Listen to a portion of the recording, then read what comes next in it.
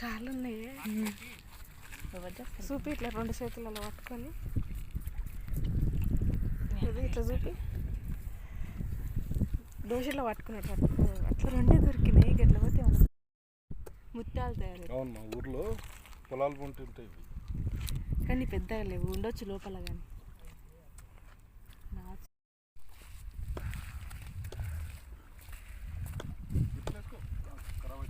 కానీ ఇప్పుడు నేను పోను, అనుష తీస్తుంది. నాకు అంత ధైర్యం లేదు.